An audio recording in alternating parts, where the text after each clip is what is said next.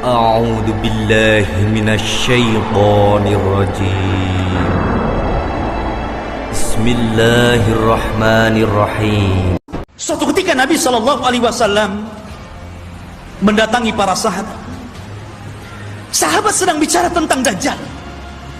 Saking banyaknya Rasul membicarakan tentang Dajjal di khutbah-khutbahnya, di majelis ta'limnya, di perang-perangnya, selalu cerita Dajjal, sehingga sahabat menyangka jangan-jangan Dajjal itu ada di kebun kurma Madinah. Ya. Maka Nabi SAW mendatangi mereka, dan sahabat mengatakan, "Ya Rasulullah, aktsartal hadis anhu fakhifna hatta dhananna anna ad-dajjal fi atrafin nakhli." Wahai Rasul, kau terlalu banyak menceritakan Dajjal, sehingga kami takut jangan-jangan Dajjal itu sudah ada di kebun kurma. Maka Nabi SAW mengatakan, bukan demikian.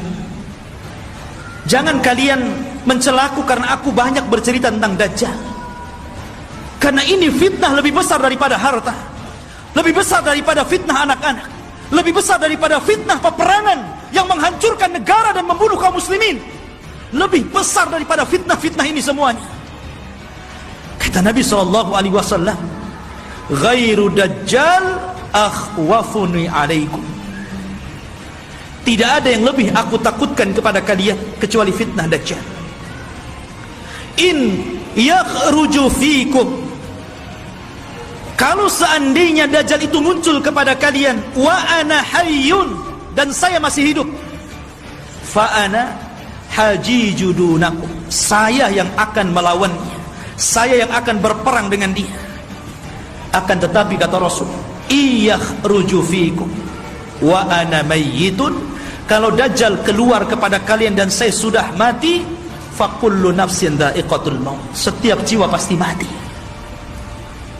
Kata Nabi SAW, famru'un hajijunya nafsahu, maka setiap orang harus membela dirinya masing-masing, karena tidak ada yang bisa melawan Dajjal kecuali seorang Nabi, maksudnya Nabi Isa.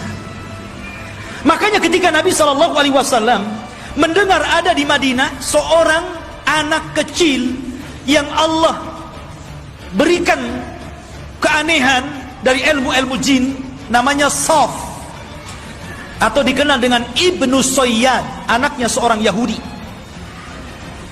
Sifat-sifatnya sama dengan Dajjal yang diceritakan Nabi, anak kecil. Ya.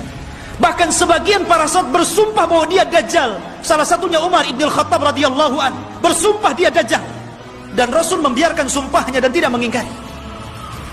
Akhirnya Rasul datang dengan Abu Bakar, dengan Umar, ingin mengecek tentang keberadaan anak kecil namanya Sauf, atau disebut dengan Ibnu Sayyadin.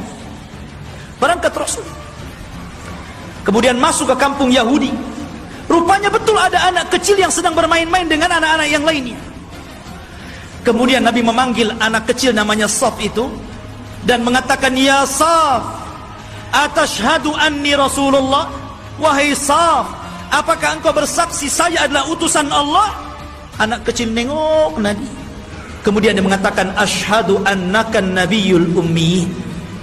Aku bersaksi engkau adalah nabi yang diutus oleh Allah Subhanahu wa ta'ala. Tiba-tiba Saf berbalik tanya kepada Rasul, "Ya Muhammad, atashhadu anni Rasulullah?" Hei Muhammad, maukah kau bersaksi aku juga utusan Allah? Bayangkan, anak kecil ngomong di hadapan Rasul, mau enggak kau bersaksi saya juga utusan Allah sama dengan kamu? Kata Rasul, amantu billahi walir rasul, aku beriman kepada Allah dan kepada Rasulnya saja. Maka Nabi SAW makin yakin, karena Dajjal itu kemunculannya akan mengaku Nabi dan berakhir mengaku Tuhan. Ya. Maka kemudian kata Nabi SAW, "Ya Saf, inni khaba'tu laka khaba'an." Wahai Saf, dalam hatiku, dalam dadaku, aku menyembunyikan beberapa kalimat, karena ketika itu Rasul baru diturunkan ayat kepadanya, surah kepadanya, namanya Suratul Dukhan. Dan itu para sahabat belum tahu, baru turun kepada Rasul Suratul Dukhan. Makanya Nabi menyembunyikan ayat itu dalam dadanya. Kata Rasul, "Wahai Saf, wahai Ibnu Sayyad, aku menyembunyikan beberapa kalimat di dadaku, coba tebak apa?" Kata si Saf ini memandang dada Rasul, tiba-tiba dia mengatakan, duh, duh. Dia tidak bisa mengatakan dukhon, tapi sudah benar awalnya. Karena Rasul menyembunyikan kalimat dukhon. Tapi dia tidak sempurna. Dia mengatakan duh, duh, duh. Maka Rasul langsung mengatakan ikhsha falan ta'du wa qadrak. Jelek engkau, celaka engkau. Engkau tidak mungkin bisa meneruskan kalimat-kalimat yang ada di dada. Tapi dari Rasul makin bingung, jangan-jangan ini betul-betul Dajjal nih. Ya, dia tahu isi hati saya gitu. Anak kecil si Saf ini. Ya. Akhirnya Rasul pulang.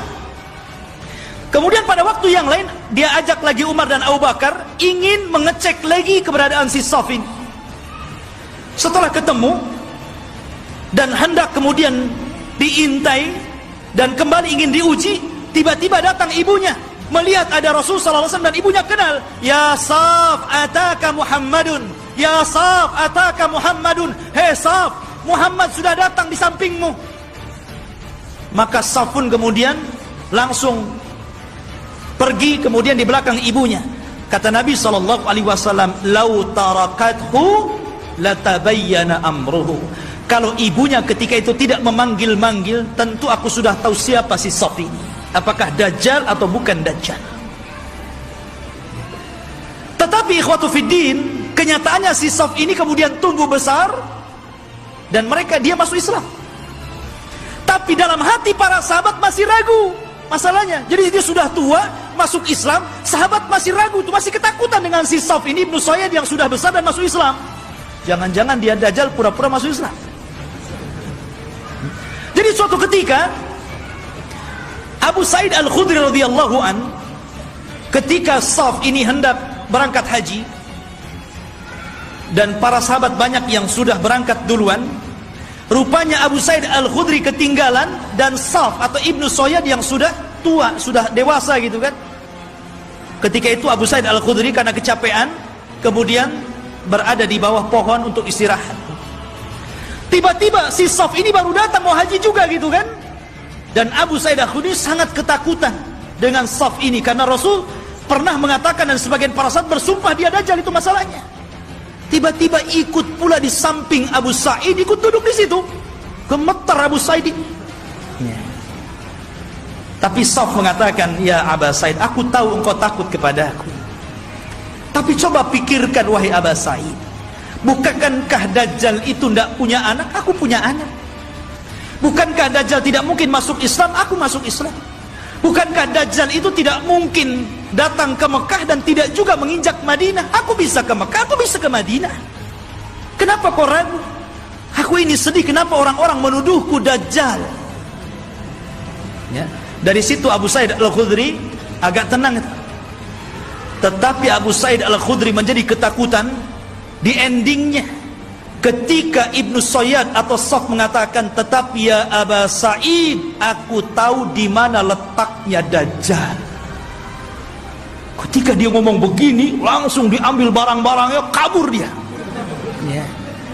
Dia tahu di mana letaknya Dajjal. Ya, awalnya dia sudah merendah tuh. Tahu-tahu endingnya yang nggak enak gitu kan.